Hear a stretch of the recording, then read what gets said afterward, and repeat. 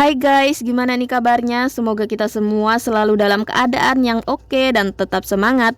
Pada video kali ini saya akan mengantrikan film asal Korea yang berjudul The Child D. Dan jika kalian suka dengan channel ini, silahkan subscribe aja dan nyalain juga lonceng notifikasinya, biar kalian gak ketinggalan antrian-antrian cerita seru dari Antrian Cerita Movie.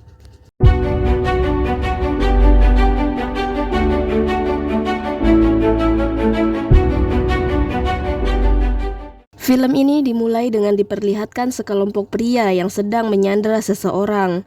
Salah satu dari mereka sedang menelpon seseorang yang bernama Ketua Cho.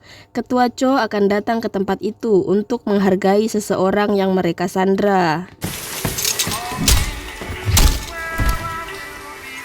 Tak lama Ketua Cho dan kedua anak buahnya pun tiba di sana. Mereka terkejut melihat sekelompok pria di sana semua sudah tewas. Mereka pun waspada karena mereka belum melihat pria yang disandra. Setelah itu, Ketua Cho dan satu anak buahnya melepaskan tembakan secara beruntun, berharap bisa mengenai pria itu. Sampai peluru mereka berdua habis, pria itu pun langsung melempar benda tajam ke arah anak buah Ketua Cho hingga tertancap ke kepalanya. Ketua Cho pun dibuat sangat ketakutan. Tak lama pria itu menunjukkan dirinya sambil menodongkan pistol ke arah Ketua Cho. Ternyata dia adalah Direktur Choi. Ketua Cho ingin menyentuh sepatu Direktur Choi sebagai permintaan maaf. Akan tetapi dengan tangan Ketua Cho yang berlumuran cairan merah, Direktur Choi pun sangat marah karena sepatunya baru dan mahal. Setelah itu Direktur Choi menusuk Ketua Cho dengan obeng sampai tewas. Diperlihatkan seorang pria yang bernama Marco Han yang sedang bertinju dengan lawannya. Ternyata Direktur Choi pun ada di sana untuk menonton pertandingan itu. Pertandingan pun dimenangkan oleh Marco. Setelah itu orang yang menyewanya ingin memberikan bayarannya. Akan tetapi karena bayarannya tak sesuai, Marco pun meminta lebih pada pertandingan minggu depan. Setelah itu Marco pun pulang ke rumahnya. Ternyata di rumahnya ada ibunya Marco yang sedang terbaring di ranjang karena sakit. Diketahui Marco melakukan tinju-tinju ilegal karena untuk mencari uang untuk biaya operasi ibunya. Keesokan harinya Marco pergi ke panti asuhan Kopino atau keturunan Korea dan Filipina. Di sana dia menemui pengasuh panti yang bernama Pak Kim. Di sana terlihat plang yang bertulisan panti Kopino akan ditutup pada tanggal 30 November karena kondisi keuangan dan bangunan yang sudah rusak. Pak Kim menanyakan apa tujuan Marco ke sini. Marco pun tak menjawab. Tapi Pak Kim sudah tahu maksudnya, yaitu untuk menanyakan kabar tentang keberadaan ayahnya. Marco berkata, kalau bukan karena operasi ibunya, Marco tak akan mencari ayahnya itu. Setelah itu, Marco memberikan uang kepada Pak Kim. Marco menyuruh Pak Kim agar membayar orang Korea agar mencari ayah Marco. Setelah itu, Marco langsung pergi. Marco pun sampai di sebuah bar. Dia pun memesan minum. Setelah itu, Marco memasang taruhan di sana. Pertandingan antara Chelsea dan Burnley. Marco pun mempertaruhkan uangnya untuk Burnley. Marco dihampiri oleh temannya yang mentraktirnya minum. Temannya itu berterima kasih kepada Marco karena Marco memenangkan tinju kemarin, dan temannya itu mendapat uang banyak karena menang taruhan. Setelah itu temannya menawari Marco pekerjaan, yaitu untuk membantunya mencuri perhiasan mewah di kota. Marco pun seperti tidak tertarik, tapi setelah temannya memberitahu kalau Marco akan mendapatkan bagian 10%, Marco berkata dia akan memikirkannya. Sebenarnya Marco tak mau melakukan pencurian ini, bahkan tinju-tinju ilegal dan taruhan. Tapi dia melakukan ini demi untuk mencari uang operasi ibunya. Marco pun keluar dari bar itu. Terlihat ada Direktur Choi yang sedang memperhatikan Marco dari dalam mobilnya.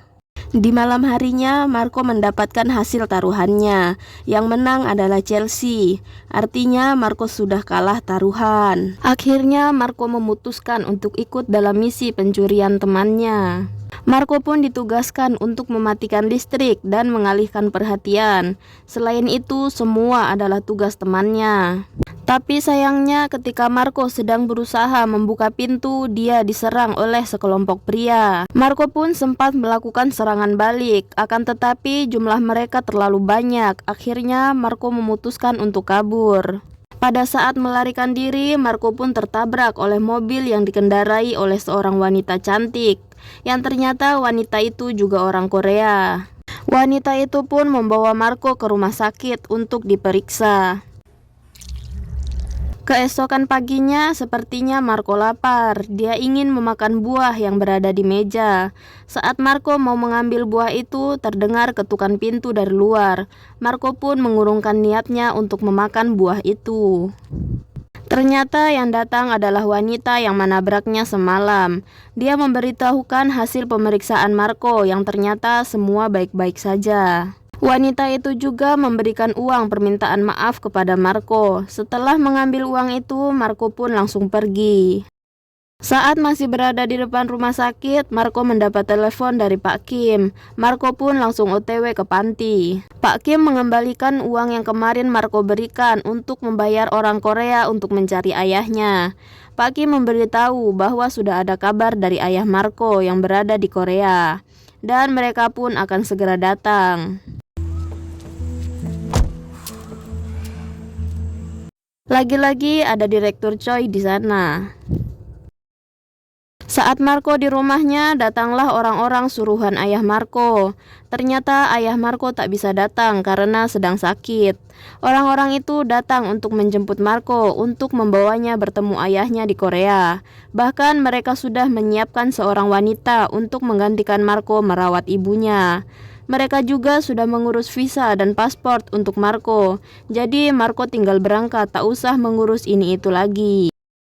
Diperlihatkan seorang pria yang bernama Direktur Han. Dia sedang membaca berita tentang kabar miring perusahaannya. Direktur Han pun mendapat telepon dari pengacara Kang. Pengacara Kang adalah pria berbaju putih yang menjemput Marco tadi. Pengacara Kang mengabarkan bahwa mereka akan segera berangkat ke Seoul bersama Marco Han, dan Direktur Han berkata dia akan mengirim orang untuk menjemput mereka di sana. Ternyata Direktur Han adalah salah satu anak dari ayah Marco, alias Direktur Han adalah kakak Marco. Setelah itu, Direktur Han mengajak ngobrol ayahnya yang sedang terbaring. Yang ternyata ayah Marco juga dirawat di rumah, tapi dengan peralatan dan dokter yang terjamin. Beda halnya dengan ibu Marco. Direktur Han memberitahu ayahnya bahwa anak bungsumu akan segera tiba dari Filipina. Bertahanlah sampai dia datang. Diperlihatkan pengacara Kang dan kedua pengawalnya beserta Marco sudah berada di pesawat. Terlihat juga di sana ada Direktur Choi.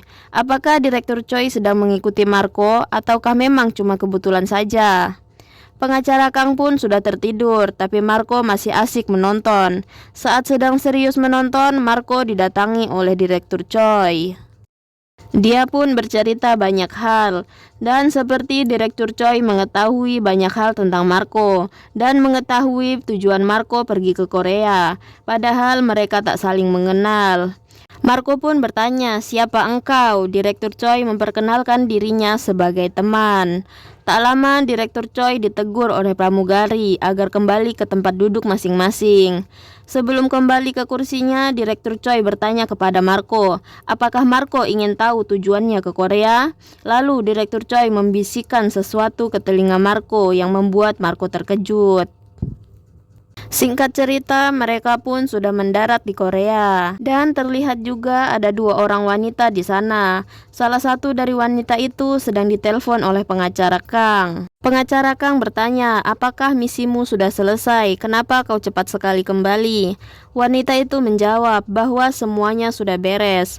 Lalu wanita itu bertanya, apakah misi kita sudah selesai? Pengacara Kang menjawab bahwa misi kita tak ada selesainya. Setelah itu mereka pun pergi. Lalu terlihat Direktur Choi lagi-lagi seperti memerhatikan mereka. Scene beralih ke kedua perempuan tadi. Mereka sedang melihat-lihat foto-foto Marco. Lalu salah satu wanita memberikan sesuatu kepada wanita yang lain. Setelah itu mereka pun berpisah.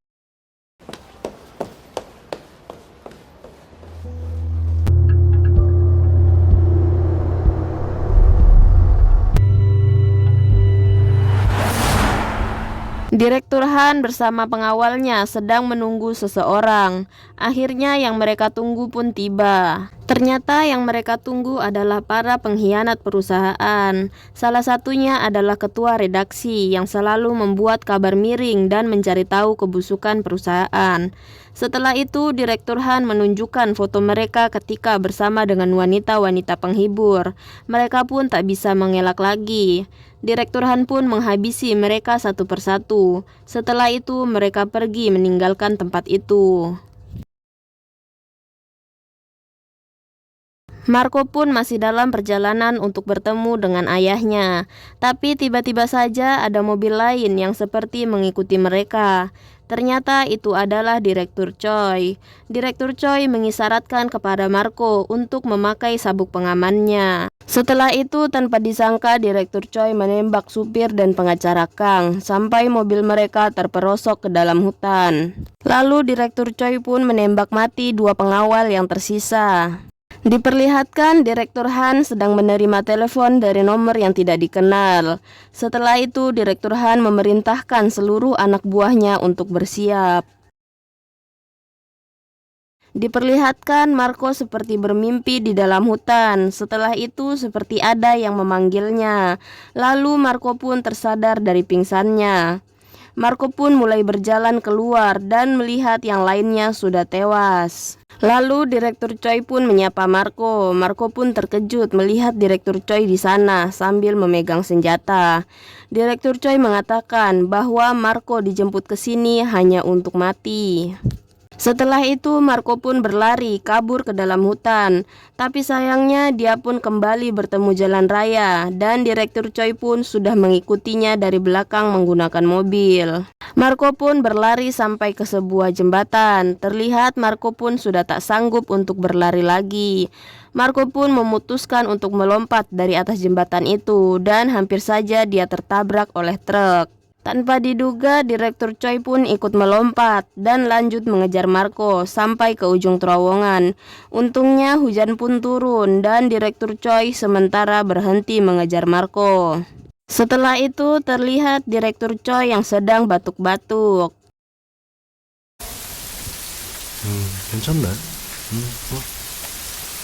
Terlihat Marco pun sudah sampai di suatu tempat dan dia pun melihat wartel. Dan Marco pun menghubungi nomor yang ada di kartu perusahaan yang diberikan oleh pengacara Kang.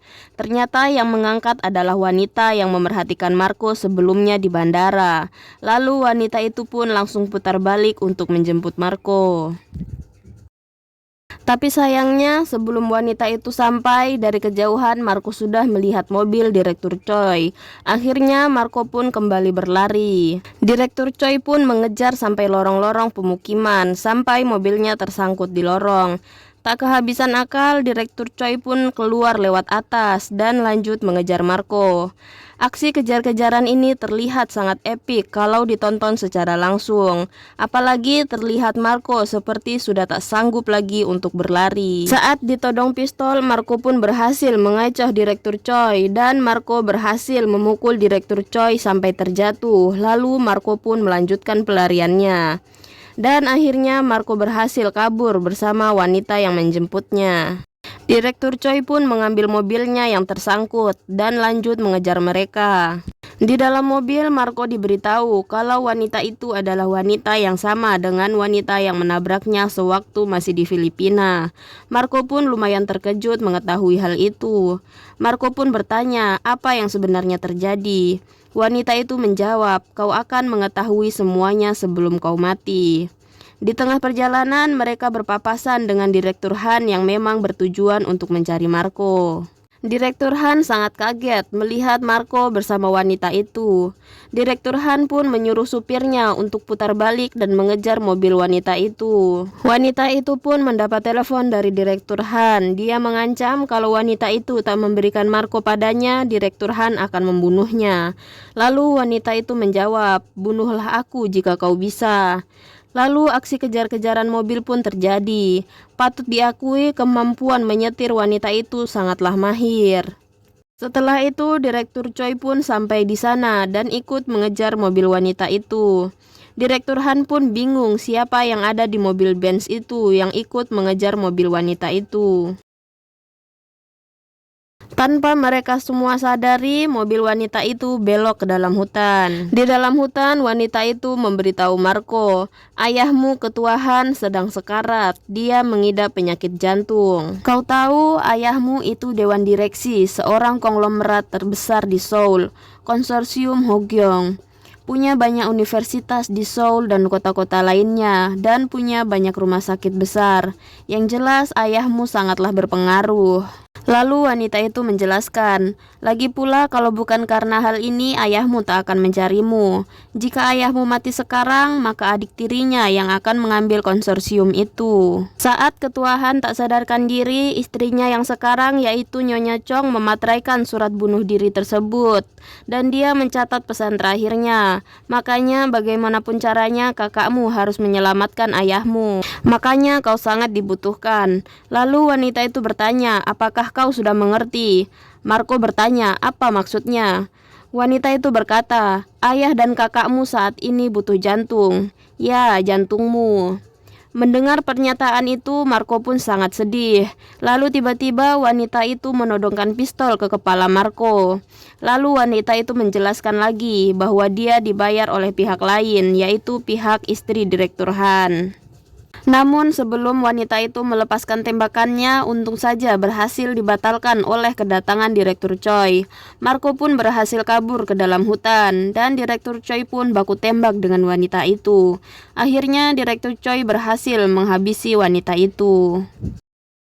Sedangkan Marco sudah berhasil kembali ke jalan raya. Saat dia sedang berlari, muncul beberapa mobil yang menghadangnya.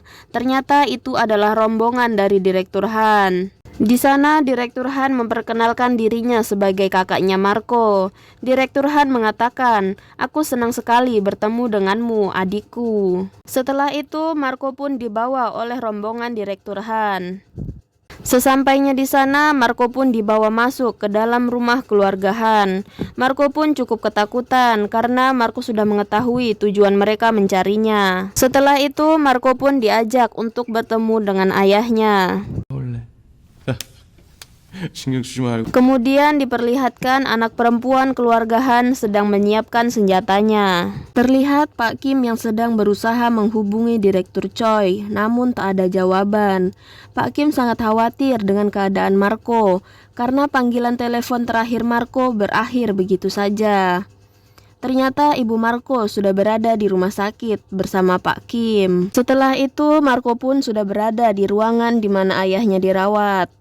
Lalu Direktur Han berkata bahwa anak dan ayah untuk pertama kali dan terakhir kalinya bertemu harus berfoto sebagai kenang-kenangan.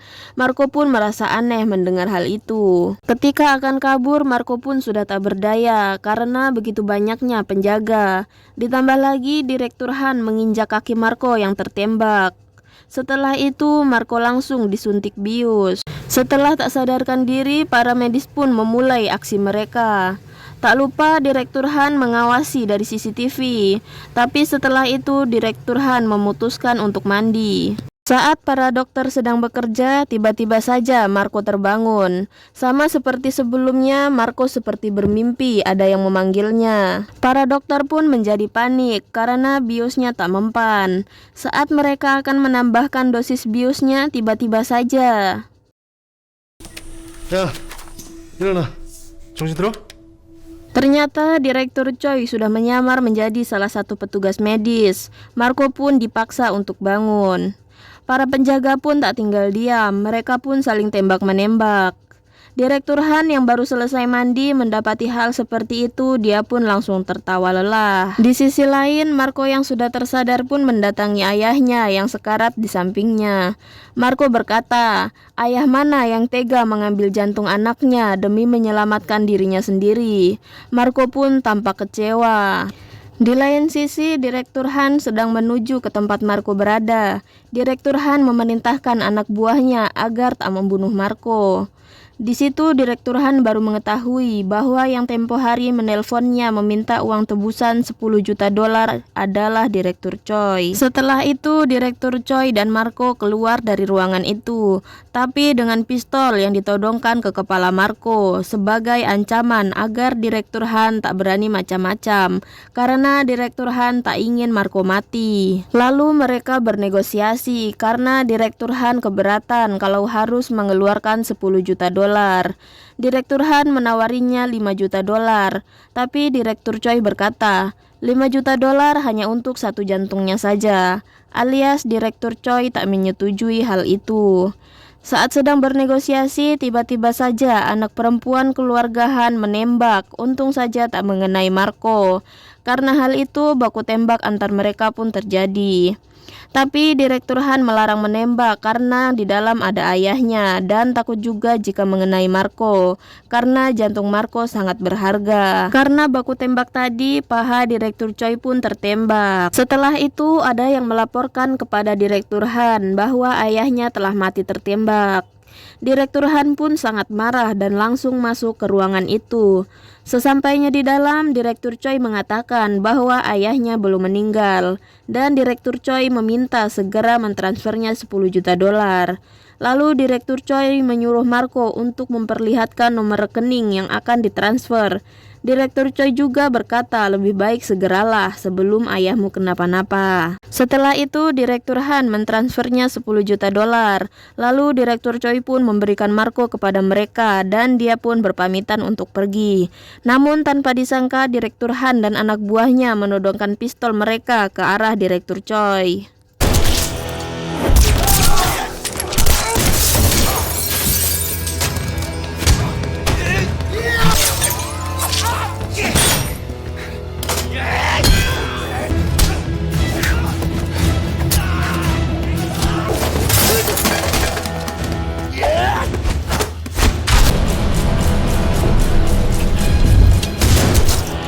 Tapi yang lebih epiknya, Direktur Choi mampu membalikan keadaan. Direktur Choi pun menghabisi para anak buahnya Direktur Han, termasuk Direktur Han sendiri.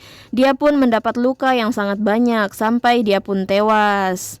Marco pun terduduk di pojokan sambil ketakutan. Setelah pertarungan gila itu selesai, barulah Direktur Choi mengingat kembali kakinya yang sakit karena tertembak. Ketika mereka akan pergi, mereka dihadang oleh anak perempuan keluarga Han. Dia ingin membunuh Marco karena dia takut kalau nantinya Marco akan memeras hartanya.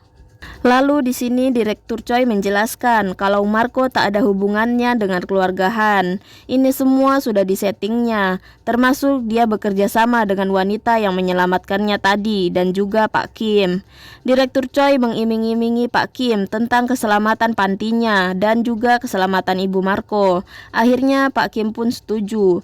Dari situlah Direktur Choi mulai memperhatikan gerak-gerik Marco sebelumnya.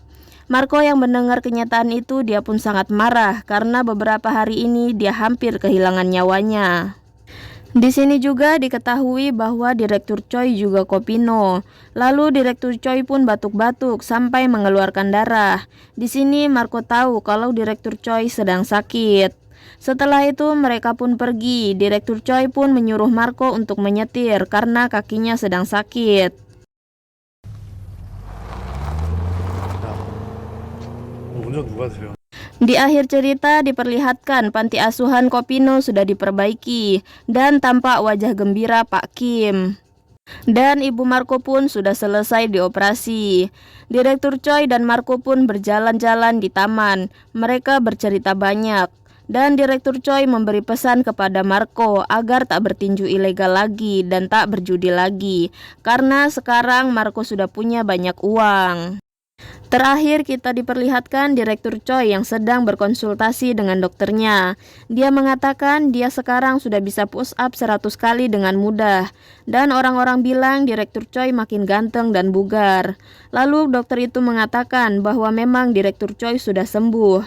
Memang kedengarannya mustahil, tapi itulah yang terjadi jika kita menjaga kesehatan dan berhenti merokok. Lalu Direktur Choi menanyakan, lalu apa yang selama ini diminumnya? Dokter itu pun menjawab, itu hanyalah vitamin. Terlihat Direktur Choi pun tertawa terharu dan film pun sudah selesai.